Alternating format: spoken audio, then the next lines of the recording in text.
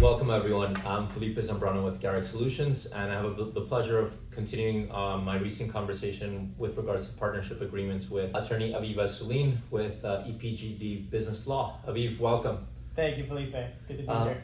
Wonderful. So it's just such a broad subject, but I think it's all about just as business owners being aware of the risks that we have, but also the advantage of just speaking with an attorney that is just knowledgeable, that can guide you through those situations, and I think give you clarity, and ultimately I think as a business owner also peace of mind that someone that is competent and knowledgeable about the law is looking out for your best interests. So I wanted to dive a little bit deeper into our conversation of partnership agreements and talk about more about, when unforeseen situations happen, life happens, and maybe we could talk about whether it's like exit situations, whether it's, intended or unintended, and kind of like just dive a little bit deeper in that aspect. Of course. So I did touch on this a little bit in our first conversation, where I mentioned that under the default rules, just about any partner can leave a business whenever they want, right? They may have some connections still under the law, but they're able to leave a business, sell their interest pretty freely. And so the amazing thing about partnership agreements is you can contract for almost anything as long as it's not illegal, right? Right. And so what I think, of the components we talked about when it comes to partnership agreements, I think the most important aspect being restrictions on exiting the business, right? So there's so many different ways that we can plan for an exit. One being having a blanket restriction on transfer. We don't want anybody to transfer. We only want these partners to be the owners of this business, right? Which oftentimes is the case with certain limitations, caveats. Mm-hmm. Certain caveats being a common instrument that people use for any sort of exit is what's called a right of first refusal. So if a business owner does want to leave the business, sell their interest to somebody else, they could be required to first offer to sell their interest to the company or to the other partners. Okay. Right, and so if a partner were to receive an offer from a third party to sell their interest, the partners and the company would have the right of first refusal to say, no, we'll buy it before you sell it to this stranger, and because maybe we don't want to be in business with Dynamics that stranger. change, yes, completely. Right. Other things to consider are a member's passing away, and even a member's divorce, because that can obviously affect the interest that they own in a business. And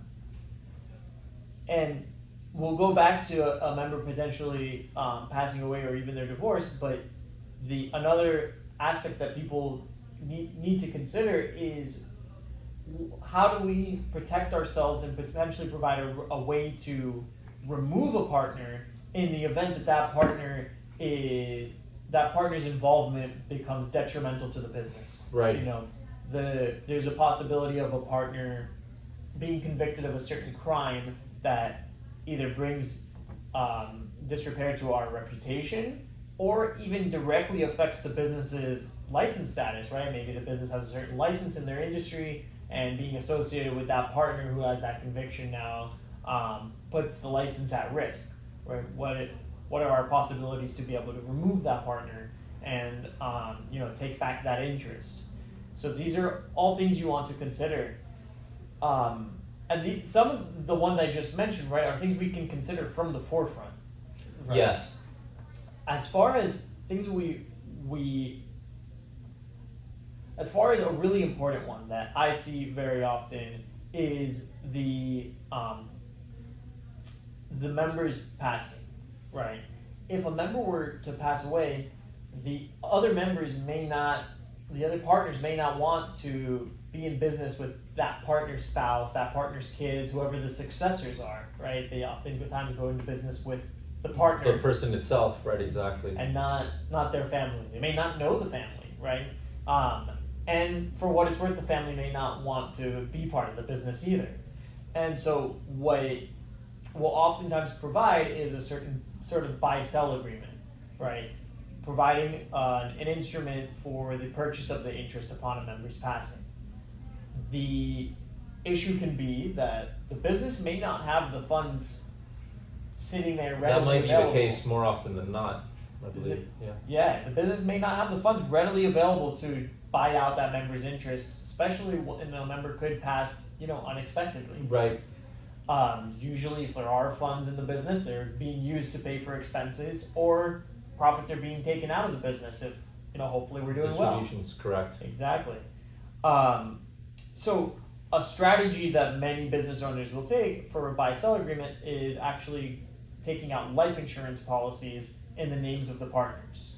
And so what could happen is the company pays the premiums on the life insurance policy, so that if a member were to pass away, the policy would be paid out to the company, and the company would be able to use those funds to buy the interest back, right, from the estate, whether it be the spouse, kids, etc. And so the issue comes about that when you're just starting a business, how can you really plan for that? Right. Because the company may not be able to afford the premiums right now, and it may be really difficult to define a value for that member's interest right now. At this stage, correct. At this stage. And so something we talked about previously in our first conversation is amending the partnership agreement. And so this is something that should trigger an amendment that the partners should consider either having a separate buy-sell agreement or amending their partnership agreement to consider these exit as a business grows, right? Because after a few years of operations and the business is consistent, there's steady revenue, then at that point we may be able to define a value for the member's interest. The company may be able to now afford the premiums. And so at that point we can obtain those policies, we can draft those agreements and make sure that the business is protected, right? So the business will have the funds to be able to buy out a member, and it won't have to go into debt to do that or anything like that. Right. And the other things to consider is the continuous growth, right? Because we may take out a policy today at a certain value, but if the business continues to grow, the value of that member's interest continues to grow. And so we should really reassess those policies every few years and make sure we're increasing the amount the policy will pay out in the future. I think that's amazing, because now you're taking an agreement and you're being more forward thinking, and as a partner, then you can stop and reassess, because it's also being able to make whole both the business but also take care of your family. So it's being able, because you wouldn't be in this with these partners if you didn't believe in the business that you were being part of, but you also want to make them whole and not be in that uncomfortable situation of, well, we don't have enough capital to fund, but then we need to subsidize or just give some monetary contribution to your family and to your spouse. So this is just like a very great, this is just a great strategy to think about the future and be responsible both for your other partners but also about your family. Of course. And the value of that can't be understated. Having a clearly defined path towards how do we continue the business, because the reality is the other option, if we can't afford to buy out the partner and we're not happy with the partner's spouses or kids, the unfortunate reality is the alternative may end up being we have to close the company down. Right, exactly. And start over or something along those lines, and that only leads to further complications. Right, correct. But I think just to go back to that, as a business owner, you don't know what options are available if you don't speak with someone that's experienced that can guide you to make those decisions, because I might just be an expert in my own industry, or I might just be a capital investor, and I just don't have that visibility. So I think it's amazing to have those conversations and just have a longer term approach as to when you're drafting documents or just the strategy of the business. Of course, and that's what we're here for. That's the benefit of having a third party professional who has that experience.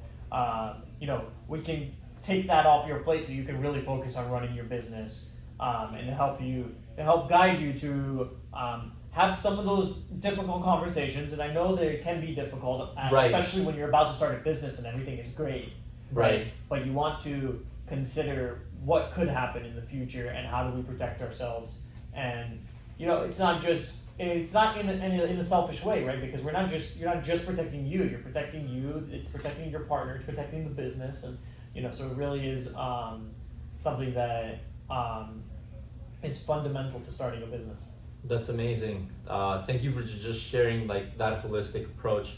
Are there any last thoughts or comments that you'd like to share with everyone? Yeah, I mean, my last thoughts would just be something I mentioned earlier is you can really contract for just about anything in a partnership agreement. And so what I'm mentioning right now is maybe what standard or what I consider to be some of the most important provisions, but we can really get creative and include additional roles, responsibilities, or even limitations on certain people's responsibilities.